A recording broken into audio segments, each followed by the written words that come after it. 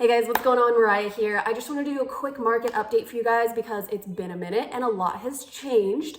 So it is now May of 2022, so we're almost halfway through this year, and interest rates are up about 2% from where we started at the beginning of the year. So a rise of 2% in interest rate typically means a reduction in your purchasing power by about like 20 to 25%, okay? These are rough estimates, but let's say at the beginning of the year, you were pre-approved for $1 million.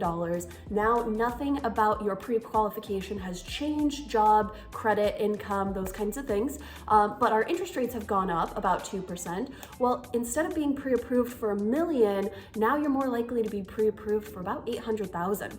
And that's a pretty significant decrease there, right? So if you remember my last market update, I had predicted that I thought the rise in interest was going to cause a slowdown in the appreciation that we've been seeing. Not a stop, not a depreciation, just a slowdown in the crazy appreciation we've been seeing. And I also thought it was gonna help add a little bit of buffer or cushion to the extremely low inventory that we've been suffering from for years now, right? And that's pretty much exactly what we're seeing now. So these stats were pulled on May 21st of 2022, and I'm gonna be glancing up at my notes to make sure that I get these all correct for you guys. All of these are in King County. So May 21st, we have 136% more homes on the market than we did last month.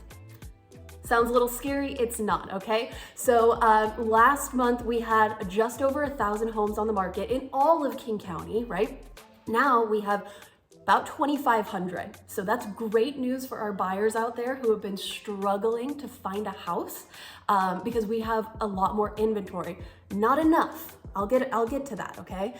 So we also have, if we're comparing right now to this time last year, we have about 80% more homes on the market than we did this time last year. And that's important because not all of this new inventory, not all of this extra inventory that we have on the market right now is directly correlated to the rise in interest, okay? A lot of it just has to do with this is the time of year where a lot of people start putting their homes on the market. I mean, look outside.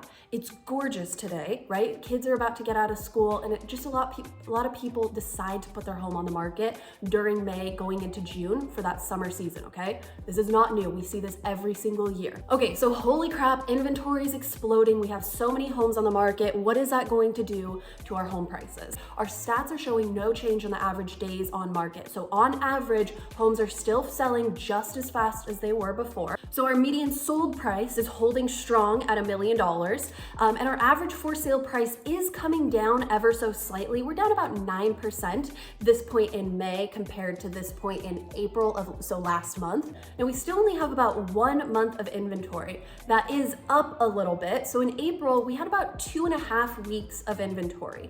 Now we have about 1 month of inventory.